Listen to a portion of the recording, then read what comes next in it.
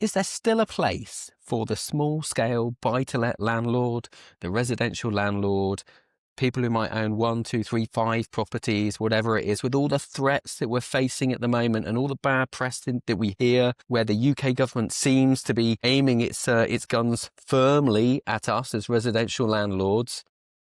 Is there still a place for us in the market? We're here to find out. So I'm joined today by my good friend and fellow property investor, Simon Zutshi. Simon, welcome back. Hello, Ant. Thanks so much for having me back on the podcast. Really happy to be here. So it sounded a bit doom and gloom, that intro, didn't it? But we are... Yeah. But we're facing some tough Understandably, times. I think, what's happening right now, well, first of all, there's a renters' rights bill, which is the biggest change in 30 years. There are lots of other things that are really causing concern. People are worried about what next the Labour government might decide to do in terms of taxation, etc. And you're right, not just the Labour, but also the Conservative government beforehand, who are supposed to be for free enterprise, etc. They haven't exactly been supporting landlords. And landlords are often vilified as these terrible people exploiting people. And there are definitely a few bad landlords out there. I do a lot of work with Paul Champlina from Landlord Action, from the Channel 5 program, Nightmare, Tenants and Slum Landlords. And his view and my view is the same, that whilst there are some bad landlords, there are definitely more bad tenants than there are bad landlords. But the scene is changing. Change is happening, and change is inevitable, I guess. And, when you started almost 20 years ago, Ant, and when I started 30 years ago, it was definitely easier, it was better, and legislation comes and we need to adapt and change. And I think all governments probably want to have more institutions and companies owning property as opposed to individual investors, because I think maybe they think it's easier to tax those organizations, to regulate those organizations. So I think that is a way that most governments are moving towards, certainly with the Section 24 taxation that came in April 2017, whereas we always used to buy in our own name. That was the most tax efficient thing. But if you now buy in your own name and you have mortgages, which most investors do, and if you're a high rate taxpayer, it means you're going to pay a lot more tax. And it's completely unfair. It's the only business in the UK that can't offset their genuine expenses to reduce the amount of tax they pay. And it seems particularly unfair that if I own a property in my private name, I've got a buy-to-let mortgage on it, the interest element of my mortgage, I can't offset that against my tax bill. It's not allowable expense. So it makes it a bit of a tax on turnover for me as someone who owns a property in my private name. But if you own a property in a company, hey, it's different rules, Exactly. like you could own the property next door to each other, and the person who owns it, they're paying more tax than the person who owns it in a company, which is why, by the way, most people are moving forward, are putting things into companies. I'm not giving tax advice, but that's what most people seem to be doing, and it kind of that seemed to me, for being in property for just over 19 years now, nearly 20 years, that seemed to be like the kind of first move that I felt where I actually, do you know what, this government are not for me. They don't want me. They don't want private landlords. That seemed to be the first time that I'd felt like that. Yeah, as I said, I think it's easy to vilify landlords and they seem an easy target. And maybe sometimes political parties and governments do things to try and win votes. Of course they do. They want to get re-elected. And maybe seeing as anti-landlord, bashing landlords is a popular thing too. It's certainly very popular in the press. But I guess what people need to understand, there's something like 2.7 million landlords in the UK. And if private landlords were not providing the accommodation that we do, there would be an even worse housing crisis, because councils don't have the ability or money to provide housing. Where would everyone live? And rents values would be even higher. And so whilst some people kind of have a bit of a dig at landlords, we are providing a much needed service. And as individuals or companies, we can decide the quality and level of service we provide. But most of the investors I know, and I've taught thousands of people, we try and teach people to have good properties that are looked after and look after your tenants, who after all are your clients. They come back every single month to buy your product, which is your accommodation. So we need to look after our investment and also look after our clients. And I wish all investors were like that, but they don't. And there are some bad ones. And interestingly, they're talking about the minimum housing standards and, people, Araf's law and thing, and, that little kid who passed away because of damp in property. It's not just private landlords. There's more social housing where the standards are not to the right level. And actually, interesting, even councils get fined sometimes because of this. But it seems like, I think legislation can be a good thing to improve standards, but usually Like when HMO licensing came in, I think it was 2007 when it first came in. The good landlords complied and got their properties licensed. The bad landlords just didn't give a toss and didn't do it anyway. So it's sometimes seen as an easy target to approach landlords. Let's not forget that we can buy an asset that, by the way, a bank will lend us money to buy that asset because they know it's a relatively safe investment. We can put tenants in paying a fair market rent so that the tenants are the people who are paying our mortgage and covering the costs. And ideally, if we do it correctly, we get a little bit of profit each month, and we might have to pay tax on that, but still. And we have an asset which over time is going up. So it's very easy to sometimes get distracted by the negative press and headlines and forget the fundamental principles that investing in property is probably one of the best ways for you and your future generations to create wealth. And let's not forget that. And yes, we sometimes have hassles and problems and challenges. And I get management agents to look after my projects. I'm still responsible ultimately, but I pay other people to look after them. So I can enjoy the time I have to do things like this. And, I don't have to worry about my portfolio because other people look after it, and I can spend my time doing what I want to do. And that's the freedom that property can. I know you are financially independent from your property. You can spend time doing what we want to do. And that wouldn't be the case if I was having to work for a living for someone else. And frankly, I'm unemployable right now. So it's good job I've got some properties to look after me. And it's interesting as well, isn't it? Because this kind of move against what I feel is a genuine move against kind of private residential landlords. Yes, I The agree. people who really pay the price, I think, in the end, inevitably, are our tenants. Absolutely. Yeah, I don't because know. I don't know what it's like in Birmingham where you are, or where you've got other properties as well. I don't know what's happened to your rents, but I know what's happened to I think mine. over the last 5 years, I heard a figure the other day, I think it's about right. Over the last 5 years, rents have gone up 30% on average, and some have been more. That's probably about true for mine. Is that true for your portfolio? Pretty much. Yeah, I would say in some of them more Yeah. than Now, that. some of them I've got long-term tenants, and I've not put the rent up that much. I like to keep tenants in, and landlords generally we don't increase rents as much as we could. And sometimes people think, always putting rents up. The vast majority of landlords are probably not going up with inflation, and maybe have not gone up. And only when a tenant maybe moves out, and then we readjust the rent up to the market rent. And some landlords don't even do that, by the way. So, but yeah, I think unfortunately, if you do something that's going to cause less people to be landlords, there will be a less supply, and just basic economics means that prices are going to go up, and unfortunately the landlords lose out. And with the renters' rights bill, where they're abolishing section 21, that's the no fault eviction, so we can give notice and just get someone out, even if they're a good tenant paying, we can get rid of someone. And I think it's an interesting one. Sorry to talk over you there, but there's some That's really good reasons why we might need that to happen. exactly. We might have to sell a property to, for whatever reason, Yeah. we might We have might have to. to sell a property to pay the huge tax bill we now have because of section 24. Absolutely. We might be, streamlining our portfolio or whatever. There could be very Exactly. good reasons for that to happen. Yeah. And that's a real threat. And that's going to put off a lot of people from moving Yes. into this space, I think. And what that means now, again, thinking about the tenants are going to suffer. If it's going to be, now, by the way, we can still get rid of tenants. So it's going to be Section 8, some new grounds. If someone's not paying the rent, yes, we can get them out. Might take a bit longer, and there's a challenge with the courts being overwhelmed. They really need to reform the court system. But if you think about it, go back a step. If a landlord is generally going to find it harder to get rid of bad tenants, don't you think they're going to be far more vigilant about who they put in as tenants? And obviously there are things we can get, like we can get rental insurance. So in other words, if a tenant does default, doesn't pay, as long as they've passed all the credit checks and referencing, we can pay £400 for the year maybe, and then if there's a problem, actually the insurance will cover that. So there are things we can do, but it's all extra expense we have to take on. I even heard about, there's a website I think called Rent Guarantor, where a tenant, if they don't have a guarantor, can pay a certain amount, and they will again insure it and guarantor that rent if they pass certain checks. So there are things we can do, but if we can be more vigilant, I worry about the slightly more vulnerable tenants, maybe tenants who don't have such a good track record, they're not very good with money. They're going to find it even harder to find accommodation, because of course, why wouldn't we pick the best tenant we can for our property?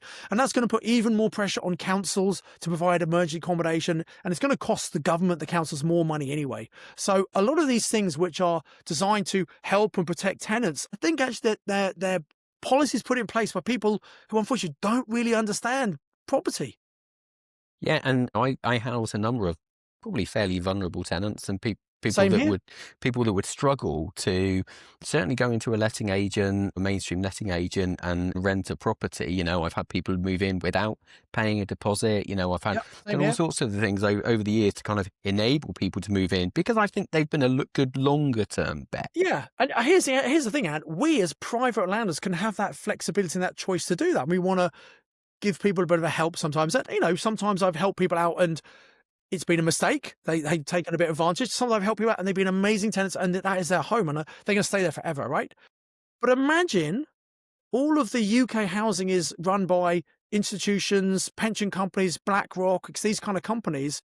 Do you think that the tenants are going to get that kind of flexibility and that kind of approach that we can use as private individuals? There's no way that's going to happen. If it doesn't tick the box, there's no way. So this is going to cause a massive housing problem, even worse than one we have in the UK right now.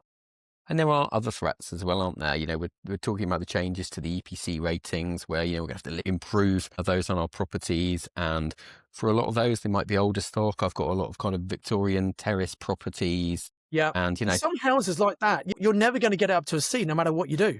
no. And so what? So what's going to happen with those properties? So I don't quite get it either. So it's not good enough for a tenant to move into with that EPC rating. So I'll have to sell it. And then someone else can buy it and live in it, but it's fine for them.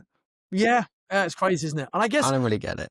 and also it's interesting where, especially, so some properties you're not going to be able to go. I've got some listed properties where I can't make the necessary changes. So they're kind of exempt from that.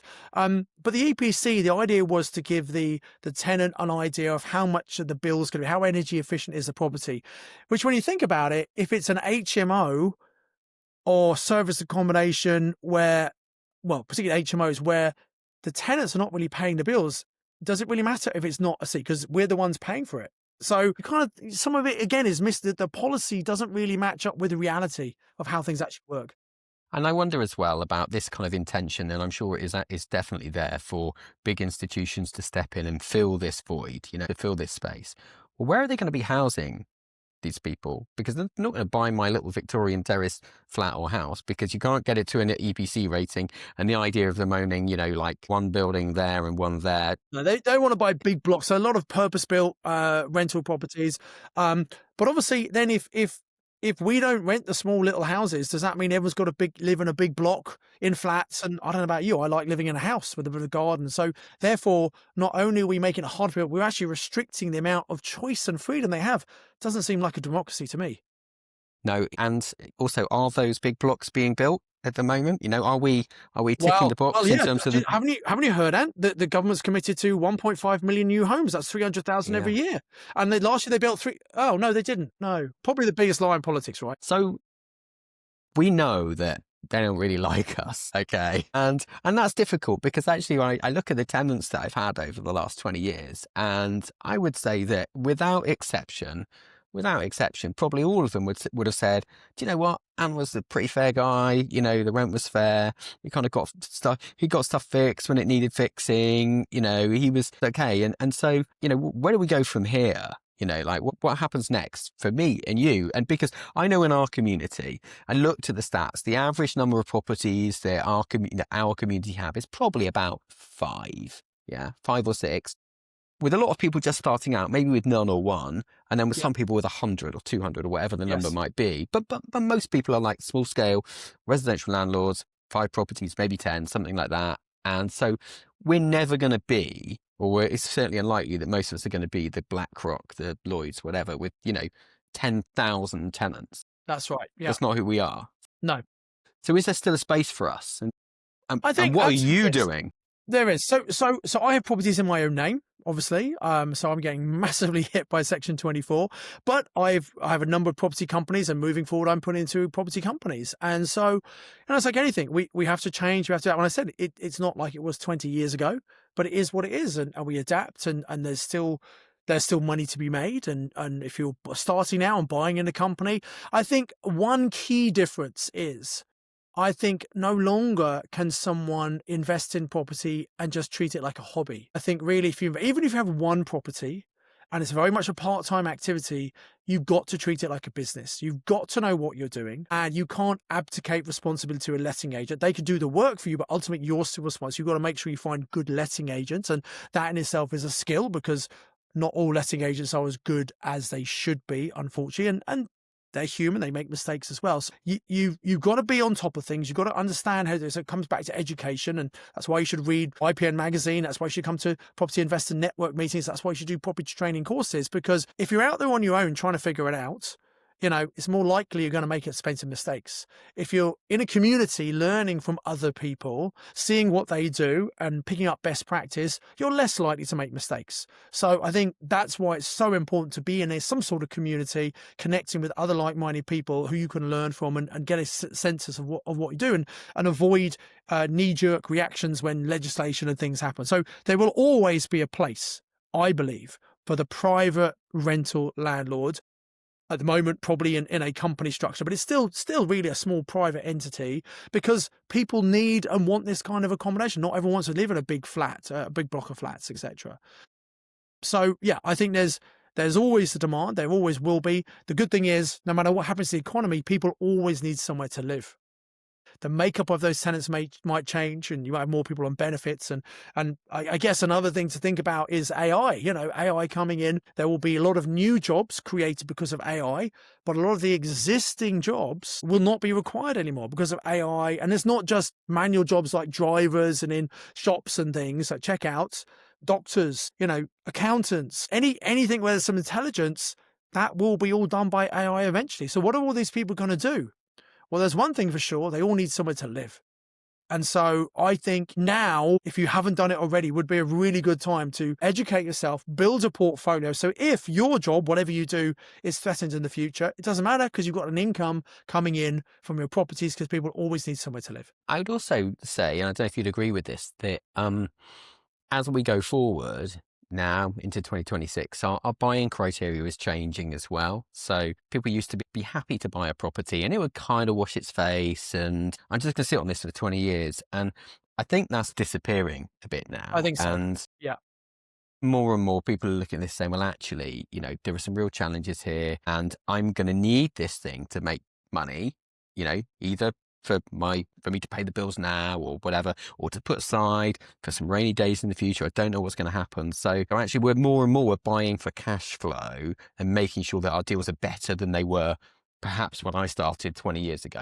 Absolutely. And when you buy your first property, just getting some cash is good, but then your first property is not going to be your best deal probably, and you get better and wiser, and you buy better, and you maximize the rent. And I'm generalizing here, but I would agree, most parts of the country, it's hard to buy a property nowadays as a single let and make it work, I believe. And there are some places where you can still do it, but it's hard. And it's much better to sweat the asset and use it as an HMO or service accommodation. And obviously HMOs are highly regulated, and I think that's good. And you know exactly where you are.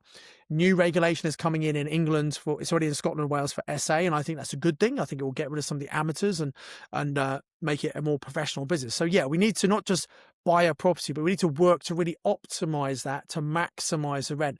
And if you think about an HMO, which is one of my favorite strategies, we're providing, if you have a house, you rent it to an individual or a couple or a family, and an HMO, we might be providing 4, 5, 6, or even more people a home, somewhere that's more cost effective than they could afford themselves, because we generally include the bills with all the rent. So it's much, much cheaper for them, which is good when you have financial difficult times, it's more affordable.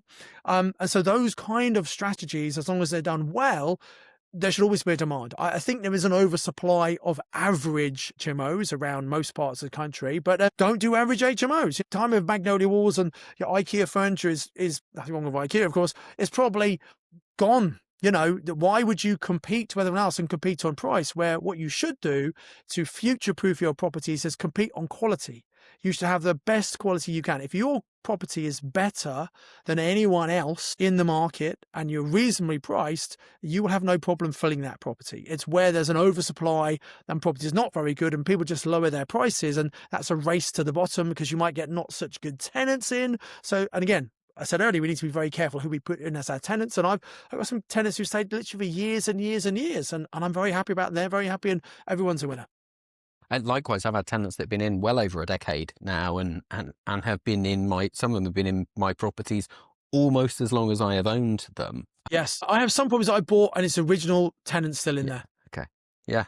It's amazing, isn't it? So, okay, so it's interesting as well, isn't it? Because we're talking about the sort of cash flow investing and making sure we're doing, the deal is good. You mentioned there about making sure that your property is the best. Now, just to clarify, that means it's the best in its particular market niche. It doesn't mean that you're going out and buying the £2 million penthouse No, apartment. no. Yeah, good clarification. Within its category, let's say in a town, you've got lots of HMOs and lots of very average. If yours looks better, it's more functionally designed, you might spend a little bit more money to get it to be like that, but you will get a much higher. Many of our students, they push the market rent and they are hitting and exceeding the ceiling because they have better property than the average property. And there are some people who want to get the cheapest possible thing. They're probably not the tenants you really want. There are some discerning tenants who like living in a community. They don't want to live on their own. It's more cost effective and they're prepared to pay a bit more for what they perceive as better quality accommodation. And talking about where we are right now, where the property market is right now, you and I have quite often talked about kind of contrarian investing. So Yes. being fearful when others are greedy and being greedy Yes. when others are fearful. I Yep. think it's Warren Buffett maybe that said that. He certainly gets attributed to Absolutely. him a lot. So if it wasn't you, Warren, then, kudos, you get I all the think Warren credit. Buffett probably gets credit for that one. Yeah, I definitely. think he probably deserves it. So where are we now? Great I question. anecdotally sort of talking to some estate agents and letting agents, they tell me we've never seen as many landlords exiting the market. I heard a really frightening statistic the other day that I think it was 1 in 4 repossessions that were happening in this particular town were landlords' properties getting repossessed. I mean, that's a frightening statistic. So we are seeing people exiting the market. And you know why that is, Ant? That's probably I would put money on the fact that those are probably single let properties where, because interest went up in February 22 and up through 22, and we had the terrible Liz Truss budget that caused rates to go up even more.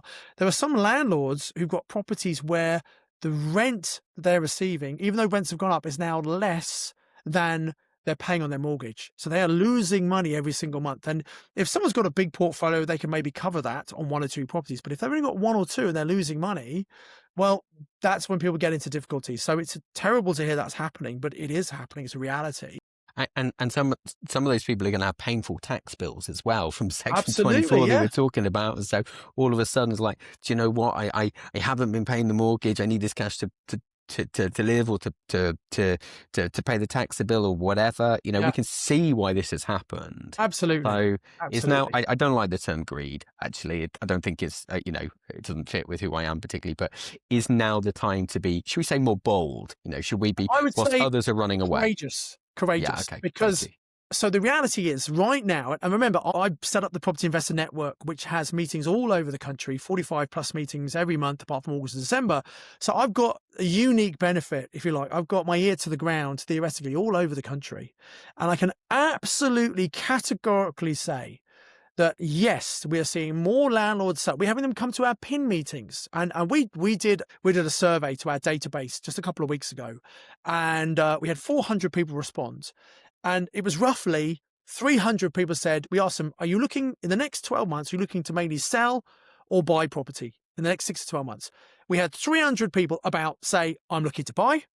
And we had 100 people say, I'm looking to sell. 55% of the people responding are looking to sell. That you always get some people who have come to the end of their journey or whatever, they're retiring and selling up, and you've got some people coming in, and normally it's about even. Since about 2015, when the Conservative government first introduced Section 24, we've seen a steady decrease in the number of landlord properties because we had more people exiting than entering and buying those new properties. So I can tell you categorically, we're seeing more landlords than ever before deciding to sell up and retire. And that's maybe because they're just concerned about what's going on, interest rates, whatever it might be. And whilst there are definitely new people coming in looking to buy and some existing landlords seeing this as an opportunity to buy, I would say the average investor, maybe not the kind of person coming to our network meetings, listening to our podcasts, those kind of things, they're actually saying, you know what, I'm going to wait. I'm going to sit back and wait for a couple of reasons. First of all, they want to see what happens with the Renters' Right Bill, all this uncertainty. Let's wait till it comes in, which might be April 26 maybe. We'll know, and then we'll be able to adjust and decide what to do then. There's also people who are waiting for interest rates to come down. I think general consensus, people think rates are probably going to come down a bit further. I'm not so sure at the moment due to inflation. We'll see very soon what happens there. But if people think, well, if rates could be lower next year, and if we know what's happening with renters' right, why don't I wait till next year and then I can buy then? Now, if a lot of people do that, and maybe spring's a good time, people get back into the market then, I think we could see property prices on average, it's always different everywhere, but on average, I think property prices might start to come up in 2026. So those people who are waiting, thinking, well, I'm going to pay less on my mortgage because there's going to be a lower rate. Whilst that might be true, if they're having to pay more for the property because there's more competition, they might end up getting a higher mortgage or borrowing more money and actually be paying more. So I would say, as long as you know what you're doing, as long as you are bold and courageous, get out there, find some great properties right now, because right now, probably for the next 3 to 6 months, there is not as much competition as there is normally. So while most people are sitting back waiting, that's when the great deals are. And I am actively looking, I'm securing deals. I'm doing a couple of deals at the moment. I'm going to be doing probably more deals in the next 6 months than I have probably in the last 4 or 5 years because of the opportunities right now. And those with the head switched on who know what they're doing can see the opportunity. So there's always going to be deals. There'll be deals next year. There'll be deals in 2027 as well. But right now, just as it was during COVID, just as it was during the 2 years after the global financial crisis in 2008, 2009, if you know what you're doing, it's a great time to be acquiring property when everyone else is sitting back waiting. I'm sure you'd agree. Yeah, it's interesting you sort of hark back to that 2008, 2009 time, because there's actually a period where I bought more properties than at any other point. Yes, same here. And I was buying stuff for, like, let's say a 1-bed flat or a 2-bed flat, in the Southwest. It had previously sold for maybe £100,000, there or thereabouts. And I was buying it for like maybe 50, maybe 60, somewhere around that. And my bet at the time was, well, do you know what? If these things just return to what they were previously, then, I'll have doubled the value of my investment at that point. And they were probably overpriced at 100 when they were sold in the first place. Yeah. That's why, by the way, I don't like buying. I bought lots of it in the past. I don't like buying new build, and I don't think people should buy new build because even if you're buying a alleged discount, you're still paying a premium price because it's new. And frankly, it costs a lot to build these days. So that's why you're buying at a higher price. But the other problem is you can't do anything. Excuse me. The other problem is you can't do anything to add value. You just got to put your money in if you're buying a new build and you can wait. And well, actually, I would say as well, what you've got to do is put your money in and hope. It goes up. Yeah. Whereas everything else might go up. So yeah. And you probably know it won't, even when you're buying it. For a long time. It's made attractive by kind of brochures and, turnkey ready and all of that kind of stuff. Low maintenance, and tenants do like to live in flats and things. So I get all that. And there are some benefits, but generally, I would not be, and if it was worth 100, buying 50, yeah, you're getting a deal there, right? And if it stacked up really well, I might buy a flat, but it's got to be a really good deal for me to buy an apartment. I prefer houses. Well, I've got quite a number of flats, but none of them are new build. Okay, so they're all in sort of converted, either sort of Victorian or Georgian buildings. Sometimes I own the freehold. Sometimes I've got a number of flats in the building. Sometimes I just got one in the building, but I bought it for 40 grand, and it rents for 600 quid a month or whatever it might be, which is a great investment, right? And sometimes people say, well, what if I buy now and it comes down in value a bit? The reality is that doesn't matter. And I'll explain why. If you've read my book, Property Magic, talk about the 5 golden rules. Rule number 1, we buy from motivated sellers. So there's more motivated sellers now than ever before. So that's one thing. Number 2 is we buy in an area of strong rental demand, and there's really good demand throughout the UK. As long as you have a good property, you will rent it really, really quickly. I think it's something like for every property available, something like 9 applications on average around the country. Rule number 3, you must buy for cash flow. So you look at how much rent you get, you take off the mortgage, the insurance, the management, the maintenance, all of that. There must be profit left over. Rule number 4, you're buying for long-term buy and hold. Rule number 5 is have a bit of a cash buffer. If you think about rule 2, 3, and 4, if you know you can rent it out and it makes cash flow and you're holding long-term, it doesn't matter if you buy something now and 6 months later, it's worth less money because you're not selling it. The only way you would lose money is if you had to sell it. And if you know you could rent it and don't make cash flow, why would you sell it? So don't worry about short-term fluctuation. If you find a deal that works now, just buy the deal now. And one of my mentors, like a Robert Allen, American guy, has a great saying, which is, why wait to buy when you should buy and wait? Property is a long-term game. Yes, you can make money short-term, but if you want to make true generational wealth, you hold it for a long time with someone else renting it, paying your mortgage for you in the meantime. Yeah, I mean, if you're flipping properties, if you're buying and with a view to selling or adding value and selling, then you have got to be acutely aware of what a 5% shift in the property Absolutely. valuation is going to mean. A market like this, yes, you can buy some really good deals, but you might have a problem selling them on. So I personally would not be flipping in a market like this. I'd be buying something that I might say, right, well, I might not flip, I might sell in a couple of years when the market recovers, but I want to make sure it stacks up as a rental now and make sure if I have to hold it because I can't sell it, it definitely works as a good investment. I think you're right. Flipping, and that's something we need to be aware of. And this is sometimes people who are new to it don't understand that different strategies come and go depending on what's happening in the market. Maybe in a booming market, you can buy off plan, new build. I did, but I don't think you should do that. I don't think it's great to be flipping right now. I'm not saying you can't, but you've got to be very, very careful and make sure you know what you're doing. Otherwise, people do lose money in property, and normally it's because of a lack of education, or maybe they've even done some knowledge, but they're not very experienced. They've got blind spots, and they can't, they don't know what they don't know.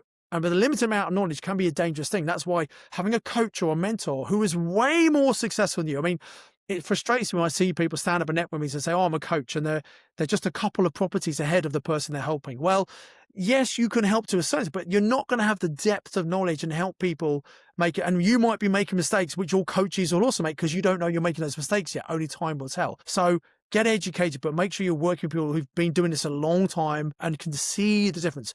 Most people who are training property now, who are running course of training, they weren't investing during the last financial crisis. They have no idea how to invest in a market. We were buying, and I was teaching at that time as well. So we know exactly what to do. No matter what's happening in the market, I know how anybody watching this can make money. If I spend a bit of time with them, I can tell them exactly what they need to do. Just harking back to that kind of 2008 time as well. Like I look at it then, and I was a little fearful then. You know, I was bold, and I did go out and I built a portfolio through that time, definitely. But I was quite nervous at the same time because everybody else I knew, Of course. Yeah. outside of like, a small select group of people, they were all like running for the hills. They were scared, and fear is infectious. Of course it is. And And you I have think, the herd mentality as well. People think, well, hang on, yeah, why is everyone running that way and I'm running this way? You think, am I right? You question yourself, don't you? But that's why it's so important to read things like YPN magazine, to come to PIN meetings, to surround yourself with the people who are doing the same as you and who get it and understand. Because, most people, your family, your friends, your work colleagues, they don't know what we know. And from their point of view, they might say, oh, it is a risky thing to do. And it is a silly time to invest with all this uncertainty. And I completely get that. But it's a bit like if you want to lose weight, you don't go and ask your fat mate how to lose weight, do you? If you want to run a marathon, you don't go and speak to your friend who's a couch potato. So everyone's got an opinion, but you need to qualify how experienced and how relevant is that opinion. Have they done the stuff they need to do? Are they giving me advice about property? They don't actually own any property themselves. That's probably not the person to listen to, is it? and your friends and family undoubtedly probably have your best interests at Of course they heart, do. without a doubt. They But love you. they don't want to see you get hurt. No, they And love you and they're trying to protect you, but they're coming from a place of it's a good intention, but it's coming from a lack of experience and knowledge. And so they're probably not the best person to listen about that. yeah, and they may not be risk takers to any degree at all.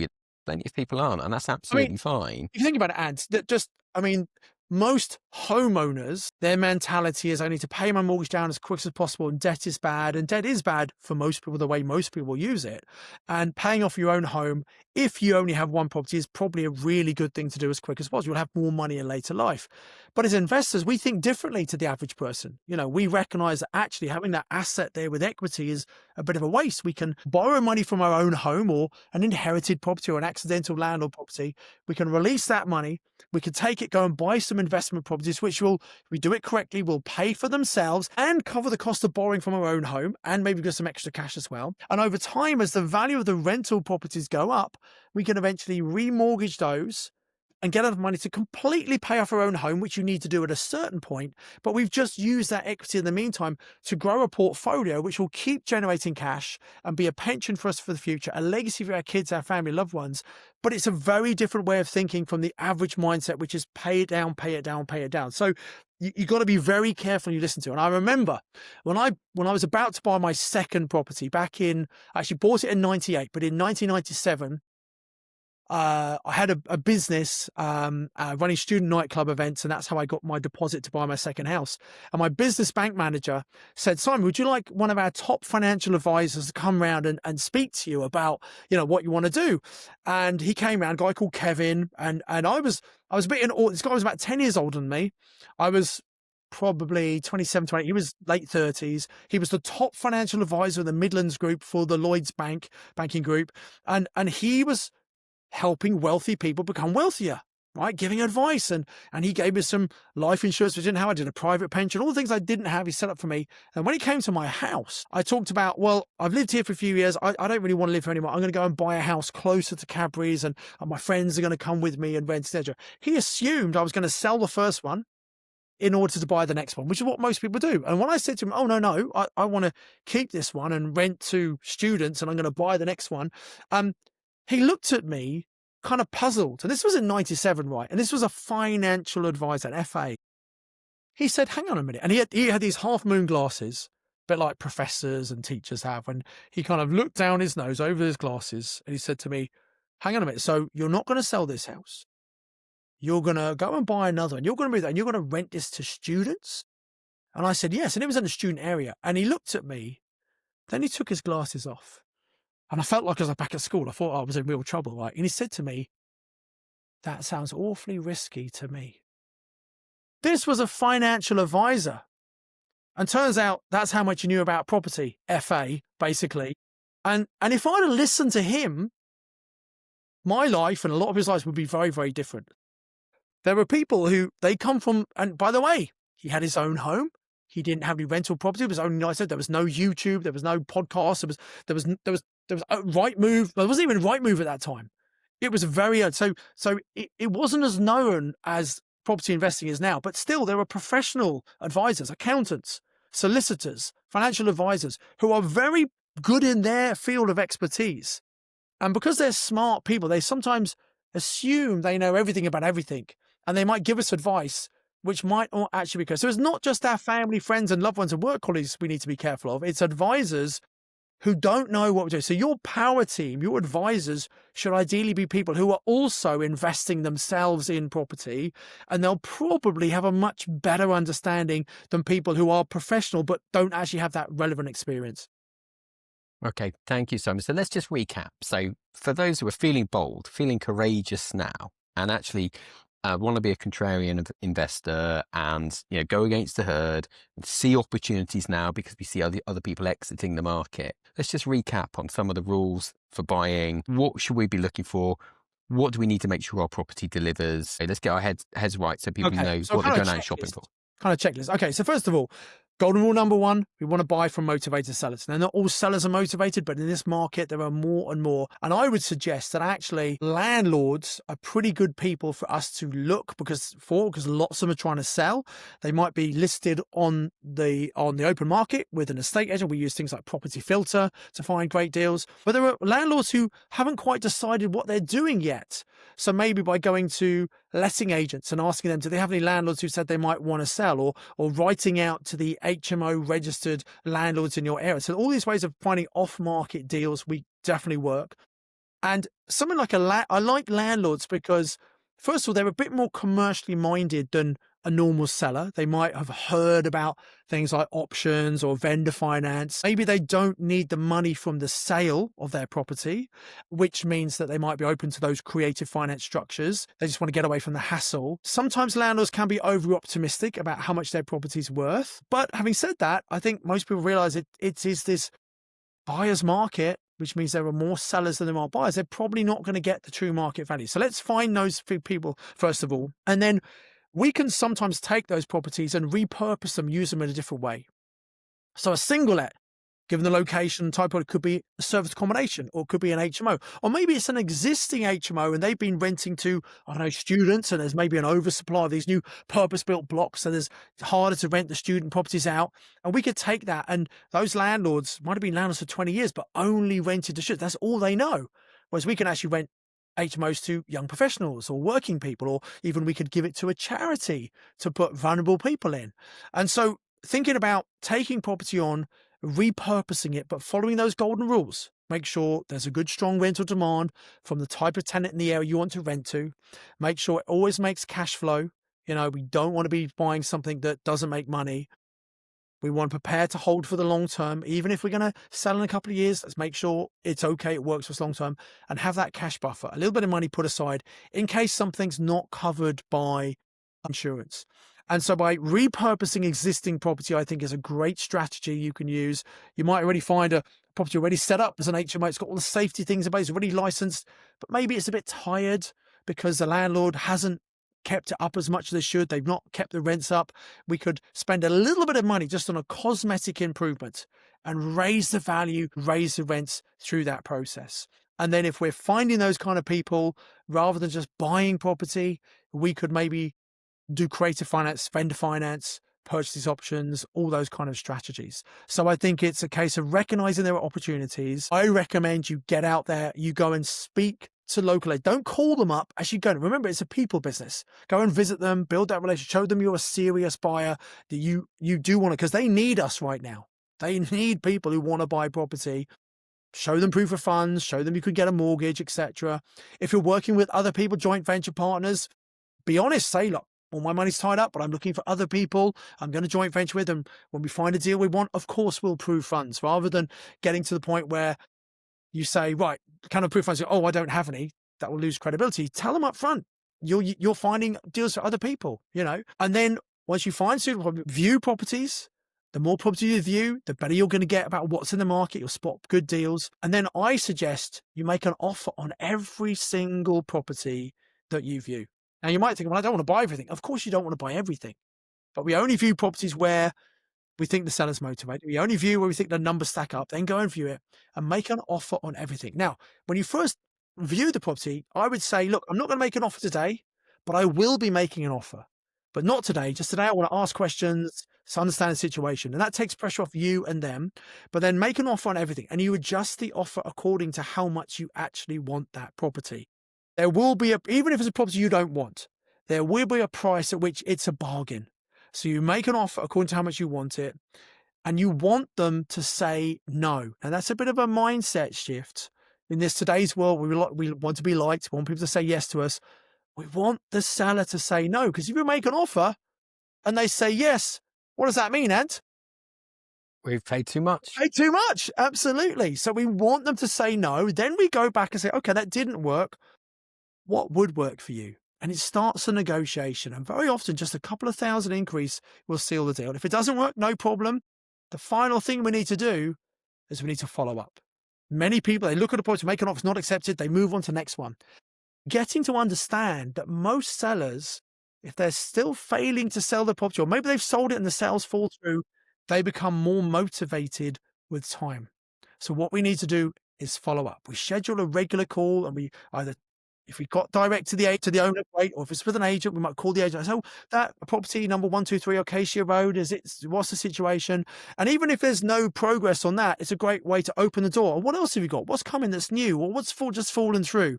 And it's about that follow-up. And it's about whether you're doing property full-time or part-time, just treat it like a business. Make sure you're focusing on the right stuff. Get other people in to help you. Don't try and do anything yourself. That might be VAs doing jobs for you, etc., or family members.